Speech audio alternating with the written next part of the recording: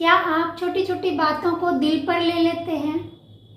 किसी ने कुछ कह दिया तो पूरा मूड खराब हो जाता है और वो बात पूरे दिन दिमाग में घूमती रहती है और फिर ओवरथिंकिंग आपको अंदर से कमजोर महसूस कराती है। तो क्या आप जानते हैं कि ऐसा क्यों होता है?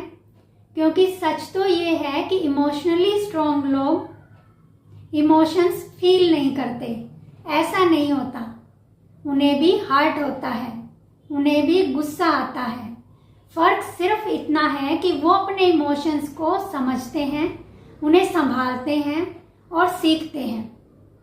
आज इस वीडियो में हम बात करने वाले हैं 3 ऐसे पावरफुल तरीके जो आपको अंदर से इमोशनली स्ट्रॉन्ग बना सकते हैं। तो चलिए जानते हैं।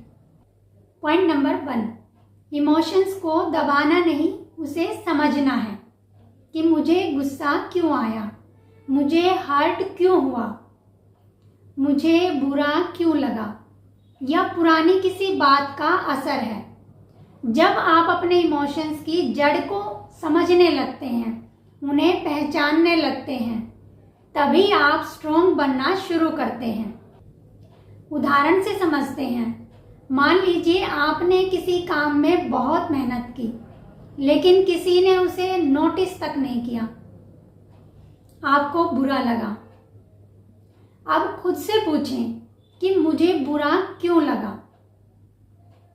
क्योंकि आपके अंदर एप्रिसिएशन पाने की इच्छा थी कि कोई मेरी मेहनत को एप्रिशिएट करे, या फिर आपको पहले किसी ने इग्नोर फील कराया होगा।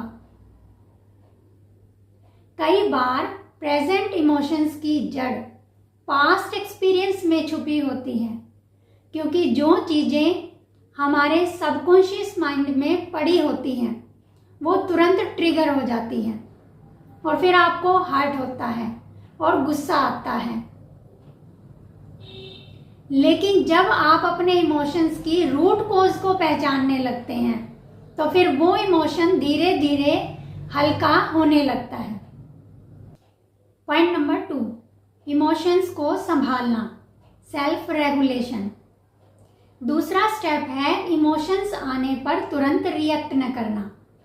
यहाँ सबसे महत्वपूर्ण बात, जैसे जैसे आपकी सेल्फ अवेयरनेस बढ़ती है, धीरे धीरे आप अपने इमोशंस को संभालना सीख जाते हैं।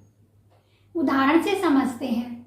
मान लीजिए घर में या स्कूल में या ऑफिस में आपको किसी ने बोला कि तुम कभी समय पर काम नहीं करते, या तुम समय से नहीं आते, या तुमने ये काम अच्छे से नहीं किया, और माइंड तुरंत रिएक्ट कर देता है।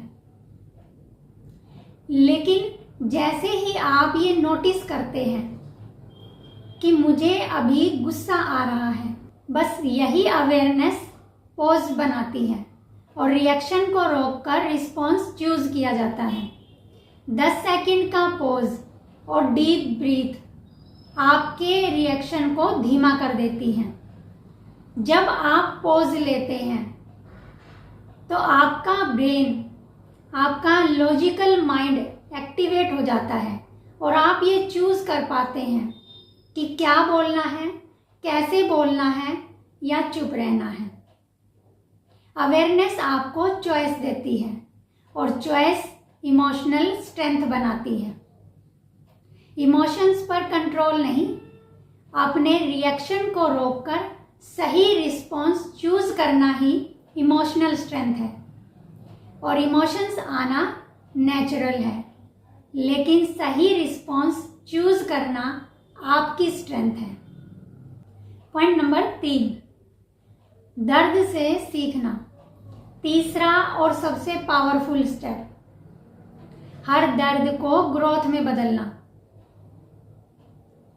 लाइफ में रिजेक्शन, फेलियर, लोगों द्वारा हर्ट किया जाना, ये सब होगा। उदाहरण से समझते हैं।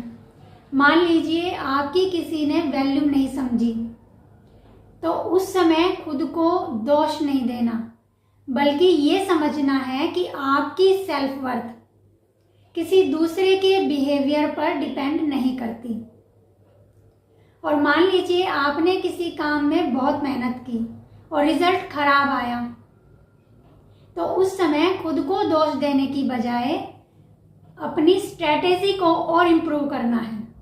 इमोशनली वीक माइंड सोचता है कि मेरे साथ ही ऐसा क्यों, लेकिन स्ट्रॉन्ग माइंड खुद से पूछता है कि इससे मुझे क्या सीखना है।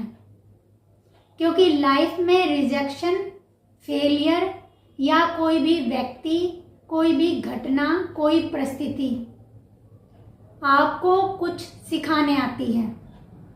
जब आप अपने पेन को लेसन में बदल देते हैं तो आपकी इमोशनल स्ट्रेंथ नेचुरली डेवलप होती है।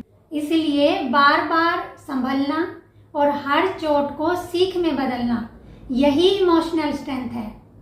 स्ट्रॉन्ग लोग दर्द से नहीं बचते, वो हर दर्द को, हर एक्सपीरियंस को, हर सिचुएशन को ग्रोथ का हिस्सा बना लेते हैं, और यही इमोशनल स्ट्रेंथ है।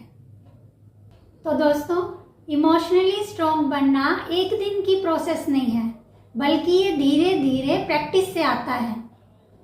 इमोशनली स्ट्रॉन्ग बनना मतलब इमोशंस को ख़त्म कर देना नहीं है, बल्कि अपने इमोशंस को समझना, सुने, संभालना और सीखना है।